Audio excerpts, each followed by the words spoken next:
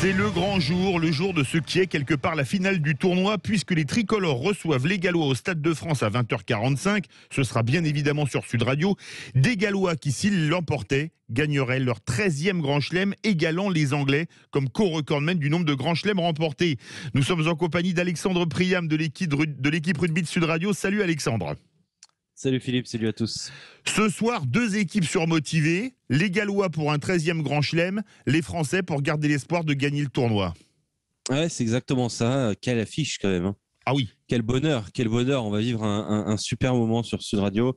J'en ai déjà les frissons, tu vois. À peine levé, déjà prêt pour ça. Ça va être quelque chose de très grand effectivement au Stade de France. Entre des Gallois qui peuvent rentrer véritablement dans l'histoire, qui peuvent surprendre tout le monde. Hein. Cette année, on les voyait pas non plus à ce niveau-là. On parlait d'une équipe du Pays de Galles vieillissante qui avait du mal à se renouveler, un coach Wayne Pivac qui avait du mal à inculquer son idée de jeu. Bon, en fait, elle nous a tout simplement surpris, cette équipe galloise. Elle est dans tous les secteurs, elle s'affiche en haut de toutes les statistiques, donc elle est vraiment très impressionnante. Mais en même temps, la France, les Bleus de Fabien Galtier, eh bien, on a tout simplement la chance d'aller chercher, pourquoi pas, la victoire dans le Grand Chelem. L'équation est très simple. On a 9 points de retard, un match en moins. Il faut une victoire plus une victoire bonifiée, sans laisser de points aux Gallois. Quand je dis une victoire bonifiée, ça veut dire face au Pays de Galles, puis la semaine prochaine, vendredi prochain, face à l'Écosse en match en retard. L'équation paraît difficile comme ça, mais elle n'est pas insurmontable pour les Bleus de Fabien Galtier. Alors justement, Alexandre, comment les Bleus ont-ils encaissé la défaite très cruelle de samedi dernier ? Plutôt bien. En tout cas, c'est ce qu'ils ont voulu nous faire comprendre, que finalement, ça s'est joué à très peu de choses, comme d'habitude, hein, comme depuis un an maintenant. Mais ils ont vu ça avec un côté un peu plus philosophique. Une phrase de Fabien Galtier qui a été assez intéressante cette semaine. Nous pouvons perdre aucun ballon, je cite, même pendant 30, 40 minutes, c'est possible. Il l'a martelé cette semaine auprès de ses joueurs. Je pense que l'idée, c'est celle-ci. Essayer de conserver peut-être un peu plus la balle. On a tourné autour de 30% de possession face à l'Angleterre, c'était trop peu. Même si on est fort dans ce secteur-là, on sait ne pas avoir la balle. Là, on avait vraiment trop délaissé justement ce ballon. Et puis, en face des Gallois de Wayne Pivac qui craignent énormément Antoine Dupont. Il y a une question qui a été très intéressante en conférence de presse au sélectionneur. Comment comptez-vous stopper Antoine Dupont ? Il a dit c'est une bonne question. C'est une bonne question. Il faut surtout pas trop se focaliser sur lui parce que sinon c'est tous les autres qui vont marquer des essais. Alors justement, Alexandre, on va se donner de l'espoir pour leurs deux premières victoires contre l'Irlande et l'Écosse. Les Gallois ont joué à 15 contre 14 une grande partie du match. Est-ce qu'ils seraient aussi bien classés sans ces deux faits de jeu ? Ah bah non. Non, voilà. Nécessairement non. Mais le fait est que ces deux cartons rouges sont ultra mérités pour l'adversaire. Donc, ce ne sont pas des petits faits de jeu, on va dire des victoires à l'emporte-pièce ou de ce genre de choses. C'est juste que l'adversaire, à chaque fois, a commis deux énormes erreurs. Ça avait été le cas donc face à l'Irlande, face à l'Écosse.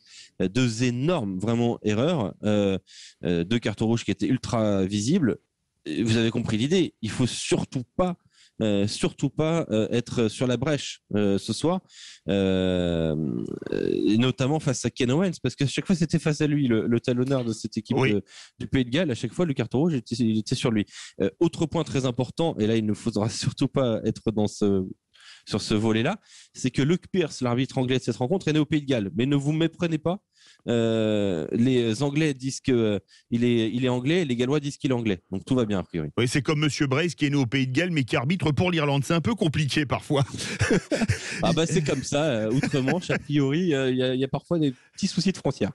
Yannick Bru a dit cette semaine dans l'équipe que la première ligne Baye Marchand-Hawass était la meilleure première ligne du tournoi. Est-ce que tu es d'accord, Alexandre ? Je suis tout à fait d'accord pour Cyril Baye et pour Julien Marchand. Pour moi, c'est le meilleur pilier gauche et le meilleur talonneur de ce tournoi. Hawass me semble encore un petit peu en retrait par rapport à pas mal de piliers droits dans cette compétition-là. Je pense qu'il n'a pas encore tout à fait exploité son plein potentiel, notamment en mêlée fermée. On l'a vu très intéressant ballon en main face à l'Angleterre, mais on l'a vu pénaliser 2 fois en mêlée fermée. Donc face à Mako-Vunipola, là aujourd'hui il aura encore une fois un client. Je pense qu'il faudra avoir un œil particulier sur Mohamed Hawass, mais c'est vrai que sur le papier Elle promet énormément. On parle d'une première ligne jeune, hein, 27 ans, 26 ans, 26 ans. Pour des premières lignes, c'est vraiment jeune. Donc, on a un immense potentiel effectivement sur ce secteur-là. Et derrière le pack, il y a la charnière avec la semaine dernière un Mathieu Jalibert exceptionnel de retour, mérité. Ah ouais. Bah oui, tout à fait mérité. 100% au pied, 5 défenseurs battus, 2 offload, 48 mètres parcourus balle en main, une passe décisive. C'était colossal. Toute la presse britannique, hein, que ce soit anglaise, galloise, irlandaise, écossaise, a su appuyer sur le côté très offensif de Mathieu Jalibert. Il a fait un match exceptionnel, son meilleur en bleu, clairement, depuis qu'il est avec l'équipe de France. Au point d'être renouvelé, hein, parce qu'on pensait qu'il était juste titulaire parce que tout simplement Romain Ntamack revenait de blessure. Là, il est en train de dire clairement à Romain Ntamack, je suis là, je suis capable d'être titulaire, je suis capable aussi de te challenger, et c'est l'équipe de France qui en sort grandi. Ça, c'est bien. Allez, le pronostic pour ce soir.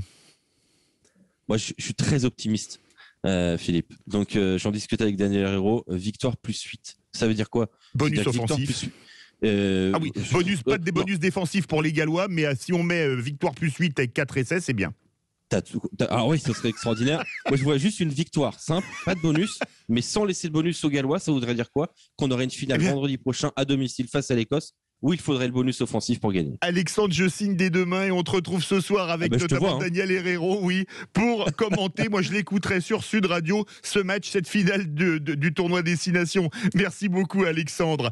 Dans quelques minutes, on aura Jean Dorido pour la journée mondiale du bonheur. Ce sera vraiment aujourd'hui si on bat les Gallois, avec le bonus offensif et sans bonus défensif pour eux, comme le disait notre ami Alexandre Priam. Et de suite, on va faire le bilan du confinement en termes économiques avec Didier Testo de la Bourse et la Vie TV.